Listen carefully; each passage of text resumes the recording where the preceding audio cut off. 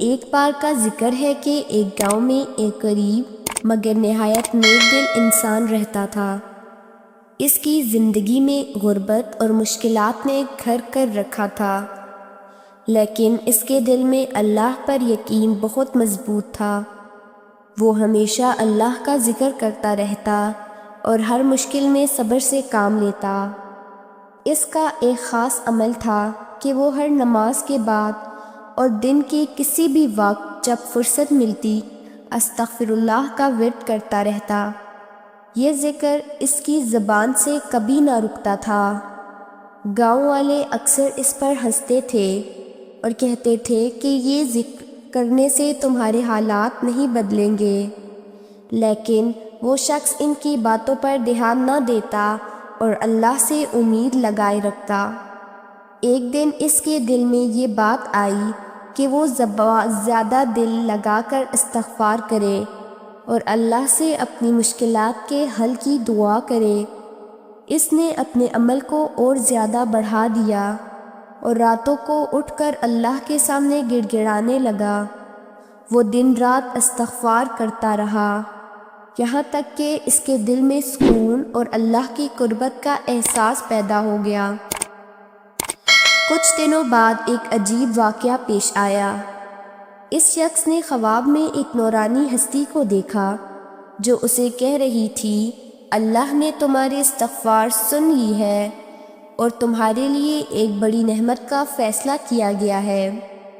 وہ شخص جاگا تو حیران ہوا، لیکن اس کا ایمان اور مضبوط ہو گیا۔ اس نے اپنی عبادات اور استغفار میں مزید اضافہ کر دیا۔ کچھ ہی دنوں بعد ایک امیر تاجر اس گاؤں میں آیا جو کسی کو اپنی جائیداد کا نگران بنانا چاہتا تھا۔ اس نے گاؤں کے لوگوں سے پوچھا کہ یہاں سب سے زیادہ دیانتدار اور نیک انسان کون ہے؟ سب نے اس غریب شخص کا ذکر کیا۔ تاجر نے اسے بلایا اور اس کی ایمانداری اور نیک نیتی کا امتحان لیا۔ وہ شخص اس میں کامیاب ہوا اور تاجر نے اسے اپنی جائیداد کا نگران بنا دیا۔ اس کے بعد اس شخص کی زندگی بدل گئی۔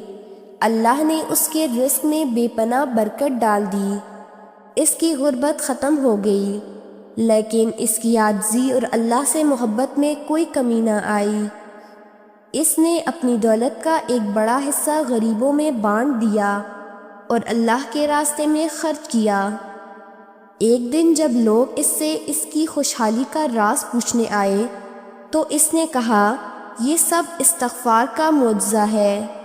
جب میں نے دل سے اللہ سے معافی مانگی اور اس کا ذکر جاری رکھا تو اللہ نے نہ صرف میرے گناہوں کو معاف کیا بلکہ میری زندگی کو بھی بدل دیا۔ یہ سن کر گاؤں کے لوگوں کے دل بھی نرم ہو گئے اور وہ سب بھی استغفار کا ورد کرنے لگے۔ جلد ہی پورا گاؤں برکتوں سے بھر گیا اور وہاں کے لوگ اللہ کی رضا حاصل کرنے کے لیے عبادت اور ذکر میں مشغول رہنے لگے۔ یہ واقعہ ہمیں سکھاتا ہے کہ استغفار نہ صرف گناہوں کی معافی کا ذریعہ ہے بلکہ اللہ کی رحمت اور برکتوں کا دروازہ بھی کھولتا ہے۔ استغفر اللہ کے ذکر اور فضیلت کے بے شمار فوائد ہیں جو قرآن و حدیث میں بیان کیے گئے ہیں۔ یہ ذکر انسان کے گناہوں کو معاف کروانے کا بہترین ذریعہ ہے۔ استغفار کرنے والے بندے کو اللہ تعالیٰ اپنی رحمتوں سے نوازتے ہیں۔ جب ایک شخص سچے دل سے اللہ تعالیٰ سے معافی مانگتا ہے تو وہ بندے کو گناہوں سے پاک کر دیتا ہے اور اس کے لیے جنت کے دروازے کھول دیتا ہے۔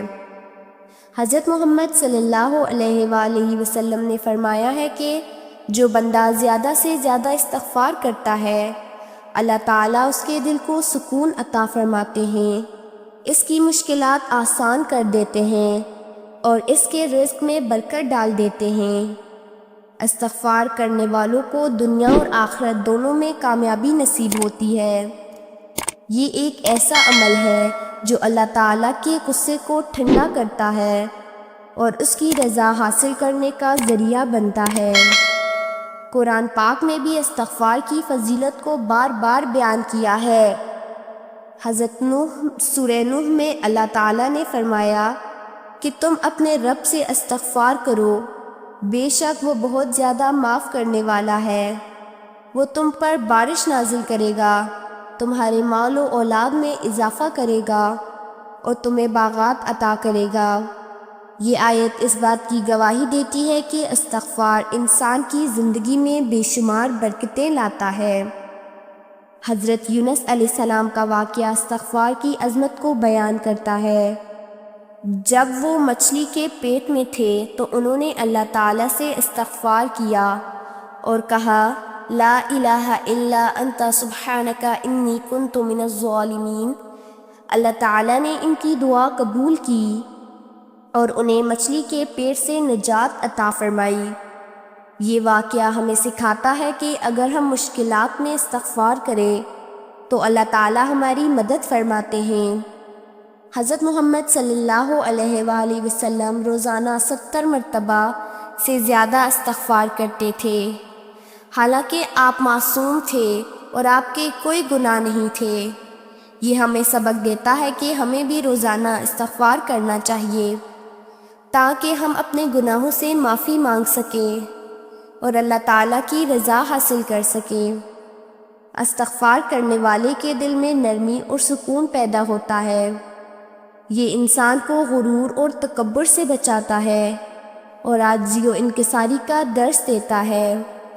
جب انسان استغفار کرتا ہے تو اللہ کے سامنے اپنی خطاؤں کا اعتراف کرتا ہے اور اس سے معافی کی درخواست کرتا ہے۔ یہ عمل اللہ تعالیٰ کے نزدیک انتہائی پسندیدہ ہے۔ حضرت ابو ہریرہ رضی اللہ تعالیٰ عنہ سے روایت ہے کہ نبی کریم صلی اللہ علیہ وآلہ وسلم نے فرمایا، قسم ہے اس ذات کی جس کے قبضہ قدرت میں میری جان ہے، اگر تم گناہ نہ کرو تو اللہ تعالیٰ تمہیں فنا کر دے گا اور تمہاری جگہ ایسے لوگوں کو پیدا کرے گا جو گناہ کریں اور پھر اللہ سے معافی مانگے اور اللہ انہیں معاف کر دے۔ یہ حدیث استغفار کی اہمیت کو واضح کرتی ہے۔